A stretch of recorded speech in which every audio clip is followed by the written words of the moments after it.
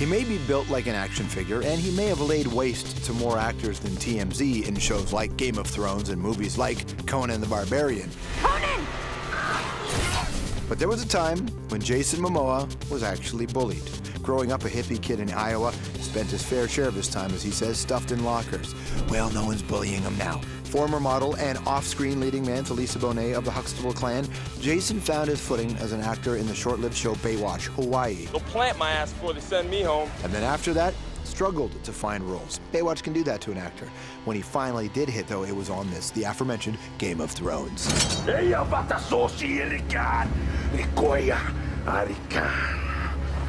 Jason was a fan favorite, and he brought the same ferocity to his next role as the title character in the bloody reboot of Conan the Barbarian. I have a claim to you. And what claim is that, Jack?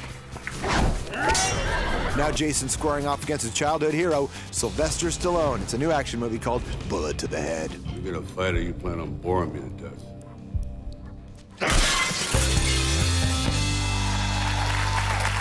Jason Momoa, everybody! All right, bud. Nice to see you, man. Nice to see you, too. How are you? Thank you. Welcome to the show. Thank you. Thanks for having me. The exact same ring. I know, man. Who's had it longer? I've had it mine a few years. How about you? 6. This is my engagement ring. Dude. Me and my wife. For Like the day that. we die. There you go. It's kind of like a threat. I know. Just leave a mark on. So I was like, all right. I watched Strombo, and I was watched your show, and I saw you and Slash on here, and I just kind of had a bit of a freak out. In that Did you have a? And I saw your ring, and I'm like, we got the same ring. That's amazing. You know, it's funny. I saw Keith Richards with the ring, and I went, I need to get that ring. Exactly. That's good, man. Yeah, Carson Hacken. I heard you on stage talking about Carson Hacken. Yeah. That's these guys. They rarely. It's hard to find. Yeah, totally. Schwarzenegger has one, but his is kind of a crappier version of ours. Yeah, we're way better. Yeah, totally. Well, it's really nice to have you on the program. Yeah, thank you. It's good to be here. Here's another reason why something like Bullet to the Head is cool, because it's not just a film with you and Stallone doing your thing, but you're in New Orleans and it's post-trouble and it's greed and corruption, so there's got to be social commentary for it to be relevant. Yeah. Did you feel that when you read it? Absolutely. I mean, the thing that struck me the most is, you were talking about those 80s movies that we grew up on, and it's Stallone. I mean, he's a self-made man. He wrote Rocky. He's Rocky and Rambo, and I'm like, how can I not do this? Yeah. You know, at the very end, it's an axe fight with Rocky. I was like, I think I can do this, and I'll be immortalized by my son for the rest of my life. Regardless of if the script was good or bad, would you have said yes just to do it?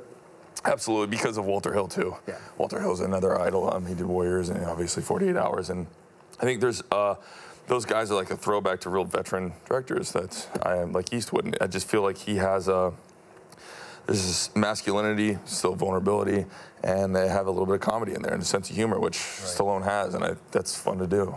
I mean, you're at Game of Thrones. There's not a lot of humor. Not a little laughs. Yeah. Pour the gold over his head. He looks silly. It's like, although I like the choice of like, I'm in there like, just smelling them, you know? Right. But I mean, yeah, you're not laughing that much. Not at all. No. I heard when you were getting into Conan, Conan, you were just like eating chicken every 2 hours, working out 6 hours a day, and listening to metal. Just metal. I love metal. And then, I mean, I love everything. I love all types of music, but I mean, when I'm training, yeah, I'm not listening to Bach when I'm doing my... It's Pantera, it's Rage Against the Machines, the old Metallica. I mean, I love pretty much all that kind of stuff. So, I mean, it's actually funny, in my trailer, they used to have a big mirror. And I wasn't with my wife because I was in Bulgaria. It's the winter. It's cold. There's not much to do there. Just like leave the kids home in LA and we'll be fine. Your wife being? Yes, my wife being, yep. And so... Well, you could say it. My wife being a very pretty woman, and she's beautiful, and I love her. Did she say you can't say my name on TV? Is that what she said? No, she didn't. My wife's Lisa Bonet. Yeah. There you go. Yeah. I'm a very lucky man. Man, you lost my train of thought there. You had the mirror in your trailer. So I had the mirror in my trailer, and the funny thing is I wasn't with my wife for 2 months, and I put just nude pictures everywhere of women. And I had this like 60-year-old Bulgarian woman, and she would just like, she'd work on me. I'm like, I'm sorry, it helps me get angry. And she's like trying to translate it, but literally with all that around you, and you know you can't do anything about it. And then I'm listening to death metal at like 6 in the morning. I'm all like, I'm like, action! Ah! So So then it's just like, that's what gets my blood going. There's no release. It's coming at those, you know what I mean? Good chopping heads off. What are you going to be like when you're a 70-year-old actor doing that? I don't know. Heart attack. That'll be a little bit too far. Yeah. That was my character moment. Did you read Game of Thrones? How familiar were you with it before? I did, yeah, absolutely. Your guy does some bad things, man. To bad people? Yeah. I think we all agree they deserved it. I actually have a funny story. My wife was with me the whole time I was filming, and my children. My child was there when I ripped the guy's throat out. Like, literally, the family goes where I go. Sorry. I'm not sure if that's the best move, but my wife knows everyone, loves everyone, never read the book, never saw the series. The premiere comes, she's like, let's go. I'm like, I don't know. The first 2 episodes are shown, I'm like, I don't know if we should go. I just feel like I don't say much. And I'm like, I don't feel comfortable around those people. And she's like, no, let's go. I'm like, let's not go. And so we got through it. She's like, listen, I'm gonna watch it. I hear, you know what I mean? She's gonna see it. So the whole season comes out. I'm always going over to my buddies where we play poker and stuff like that, and I like watch it over there at the guy's place. And then she never saw it, so she watched the whole thing. And I went to bed. I wake up in the morning, and I'm just like, oh, and she's just staring over me like adoringly, like I'm like, what's up? Morning. And she's like, I love you. I'm like, I love you too. And she's just like, I've been up all night watching Game of Thrones, and then I got laid. It was amazing. That's amazing. But it was like my wife finally she loved it because it's such a good series. It was a great moment. You know what I mean? And it's a series that I haven't been late since, but it's a series that gets you into the conversation like Bullet Ahead, gets you in a conversation with guys like Stallone. So do you feel like your career's taken a slot? Because I know after Baywatch, it stopped for a while, right? Yeah, absolutely. I don't know Baywatch. Can we just look at this? This is a clip. No.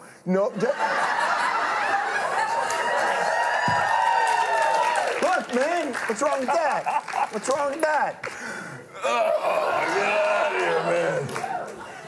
It's like the old school Hollywood stories where girls would stand at the corner of Hollywood and Vine and wait to get discovered. He was folding T-shirts and somebody discovered you. We don't have to keep the picture up. You can take it down now. We all got that. Okay, we can take it. Yeah, I was absolutely. I was getting to know my father. I was going to school in Colorado, and I was getting to know my father better. And so I wasn't raised by him, and I went over to go surf with my family. And sure enough, Baywatch Hawaii came down. I went to go meet a bunch of hot chicks. I was 19. What do you do? What you did. Exactly. And then they got the lead role, and then it changed my life. And here I am on Strombo. But post that, you didn't get, like, you were, that's the thing I find so interesting. Yeah. People wouldn't take you seriously? You couldn't get an agent, no? I couldn't get an agent for 4 years, and so I just decided to. I was a big rock climber, so I traveled the world, went to Tibet, Japan, Italy, France, and just traveled the world and by myself, and I wanted to gather life, bring it back, get the foundation, and then build it, and know from experience, not be like, I don't want to sit around by a pager, at the time pager, I still don't have a phone. But I literally wait for an audition, and it was just, I don't want to live my life that way, and so I chose to go find stories and be out in life and travel, and if it all ended, I'd go back to being a biologist. Right. You believe that? No, but this is the thing, despite what looks like the brute exterior and you can do these kinds of roles, I mean, you're an artist, your parents are painters, you're kind of bohemian, right? Absolutely, yeah. I mean, yeah. Well, I'm just curious, but so going to see your dad in the summer, every other summer in Hawaii, and then coming back to Iowa, is that how it would work? Yeah, my dad, I'd spend my summers with him. I grew up in a small farm town in Iowa with my mother. What's that moment like when the end of the summer where you're around these dudes and men and you see yourself and your father and watermen who are kind of like these iconic characters, and then you come home? That must have been an odd thing. It must be odd for your mom, too, to kind of... Absolutely. No, what was that like? It's hard in Iowa. I feel like in Iowa there wasn't any races, so I grew up just the race. No Asian, no Indian, the one Hawaiian in Iowa. Yeah. And then I'd go to Hawaii, and it's from the very local side, and I'd be the haole, the white Hawaiian. So it was kind of, that's probably what made me a traveler and a vagabond, and I always just kind of pretty much have fun anywhere. I mean, it's just like I like to travel and move, but it's I guess it made me who I am. As half Hawaiian, do you think, damn, I could have been president? There is no way I would want to ever. That'd be prison for me. That'd be bad. Yeah. Big part of being an adult, especially men, we just kind of caught up with the way we present ourselves and the way we're perceived. But to be good at this, to get that part, you have to really be vulnerable. You have to kind of let stuff go. Right. Did you have to work to get to that place? Were you always good at being that open? You know what? Like I said, I was raised by women, and I think it kind of helped me as being my mom's painter and dad, and everyone in the Hawaiian culture is very open and aloha, and I think it helped me. Some of the strongest actors and people in the world have to access that. You've got to be vulnerable. I just happen to be trapped in a hero's body. I'm joking. I'm an artist trapped in a superhero's body. But you are, though. But you are. My wife's, oh man. What is that? Do you do that on her? Do you just say that? Oh man, yeah, I throw that at her all the time. Anyways. You ready for another picture? Oh, Jesus. I'm gonna let it try to flow through me. Here we go. Hey, watch. This is a much better picture. Look at this. Oh, hey. Oh, hey. 1992. Wow. 13. There he is. What do you want to be when you grow up? When someone says Right there, he's like, I want to be Conan. I want to beat Sylvester Stallone up. Right there, I was a skateboarder, man. I love skating. That's when my little rugby phase and my Argyle socks. Were you a good boarder? Yeah, I got a half pipe in my house. Yeah, in your house. At my house. So Yeah, I most skate. guys who hang around Hawaii say have a half pipe in your house. They think you just have a half a pipe. No. Yeah, but you have a half pipe in I your have a house. half pipe at my house, not in my house, Yeah. but it's yeah, I skate my whole life, collect it, and it's what I sometimes keep in shape with, and it just keeps my connected, surfing and all that stuff. Do you have a signature move? I can do a 360 kickflip. Damn, I wish I had a skateboard here. Yeah, I know. Yeah, also. Oh, my career is over. Strombo. It's super fun. Dirty Harry or 007? Oh, jeez, what? Dirty Harry. Daniel Craig or Sean Connery? Daniel Craig. Oh, man. Oh. That's so tough, Sean Connery. All right. Sorry. Frida Kahlo or Pablo Picasso? I have to do Frida Kahlo only because my wife she'll divorce me. This next one she might divorce you over this one too. Bill Cosby or Richard Pryor? I'm definitely going Richard Pryor. Oh, hey. You have her on your show. Really? I don't know. Bill Cosby. Put me on the spot, man. It's a fair question. Do you ever every now and then look around and go, oh, you're on the Cosby Show? Yeah. Yeah. I'm like, Huxtable sweater. Do you have a Huxtable sweater? Yeah. Oh, that's what I want to hear. Oh, man. So great to see you, man. Thanks for coming in. Cheers, man. Thank you very much. Jason Momoa, everybody. Bullet to the Head is the film. We'll be right back. You're great, dude. Thank you, man. Really good at that.